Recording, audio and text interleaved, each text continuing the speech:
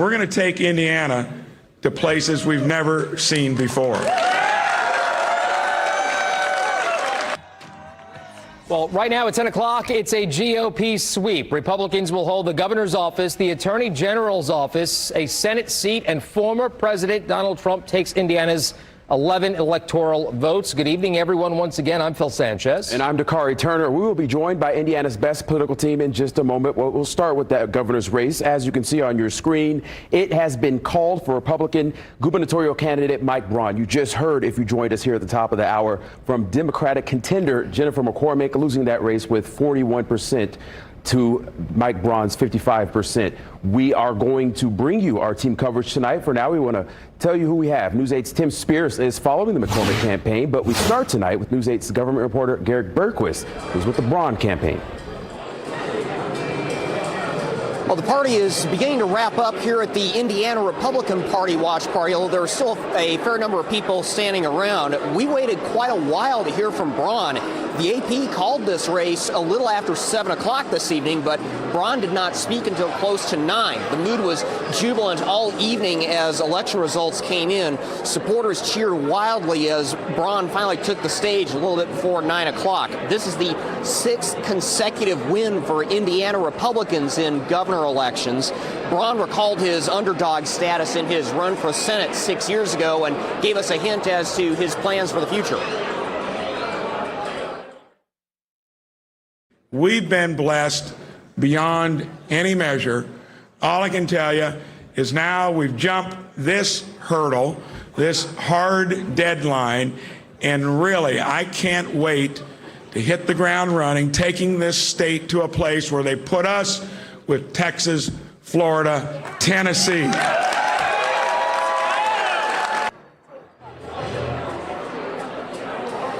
And once again, the celebrations continue here at the JW Marriott downtown.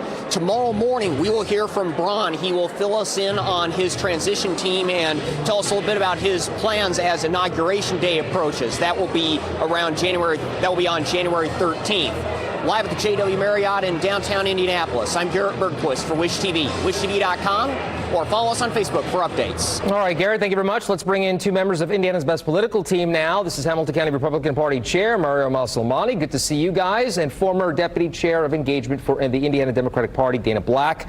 Good to see you, Dana, as well. We'll start with you and get reaction on Governor Braun's, or soon-to-be Governor Braun's win. So it's incredibly disappointing, actually. I had hoped that Indiana would see that extremism would be something that we would say, okay, no, we're not doing that. Hopefully, now that they have won, they will leave the white Christian nationalism, the book banning chaos creation that they do with Micah Beckwith in the past, and they will, focus in on how they can help all Hoosiers and not just a select few of Hoosiers. To hear him say that he wants us to be like Florida and Texas as an African-American gay woman is terrifying, because what I'm hearing is don't say gay and we're going to erase African-American history.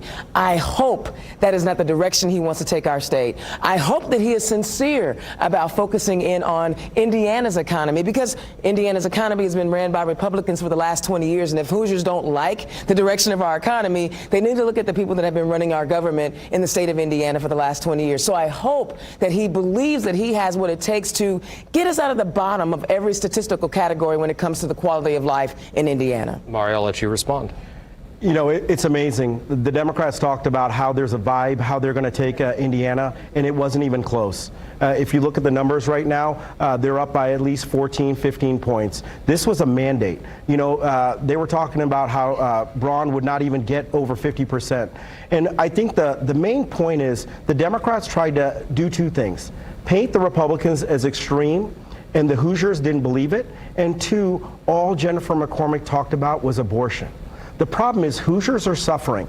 Hoosiers can't pay their mortgage. They can't pay their rent. They have a hard time filling their gas.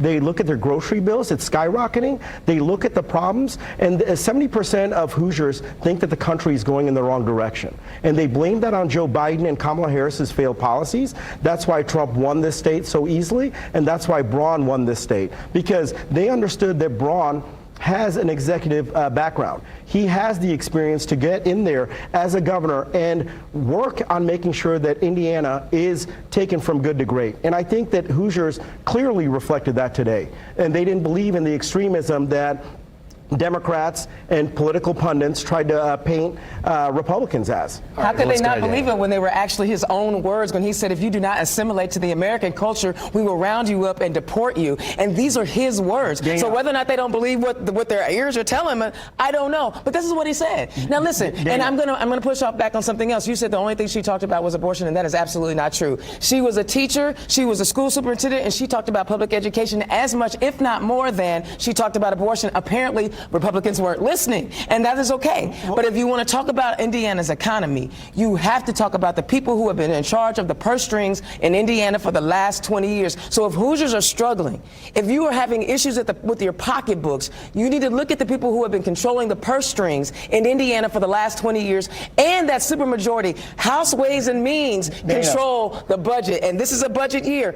If you're having problems, you need to talk to the Republicans. No, Dana, because, you know, they're not in charge of the gas prices. They're not in charge Actually, of we have the highest gas tax in the country. So how could the gas prices not be about Republicans, which they raised again this year? Dana, if you look, there's a reason why Joe Biden is looked at so poorly in the state of Indiana. People understand that the Democrats are to blame. You're trying to blame this on Republicans. Look at Indiana. Just because people hold on. I let you speak. I let you speak, just right? because people don't see the truth doesn't mean the truth isn't the truth. Listen. Jennifer McCormick talked about abortion. She might have tried to talk about other issues, but look at her commercials. She talked about extremism, abortion. Hoosiers didn't resonate. Look at the results, okay? But that doesn't make a message true. Look at the results. She didn't get any message across because she didn't have a message. All she talked about was abortion. And abortion, unfortunately, doesn't help Hoosiers understand how they're going to pay their bills, how they're going to have interest rates low, it does. how they're going to...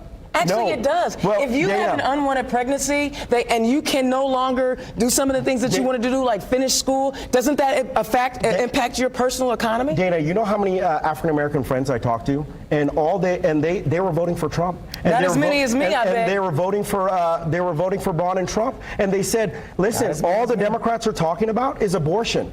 They're not relating to us. Yep, and they don't care that women are, apparently they didn't care that women are going to be dying. And you will see how Indiana and also the country is coming out in big numbers comparatively with African American men. We're still keeping an eye on that tonight. And wait a minute, hold on, wait a minute. African American men, it's only maybe 10 to 15%. 10 to 80. If you're getting 85% of the population, you cannot count that. Democrats have not won the white vote since 1968. So you can't blame what happens in an election when it comes to Republicans on a 15% black turnout. A 15% black turnout for Republicans? Guess what? Republicans are going to win. 15% or 20% black turnout, Republicans are going to win in the state. 85 to 90% of black people are voting for Democrats. And if you look around the country, it's not black people. That's all Trump needs to win. It's not black people. Well, we'll see how that all plays out. A spirited debate, of course. As I expected this to be a little bit spirited, and we'll keep you guys on throughout the evening. Thank you so much. Good conversation there.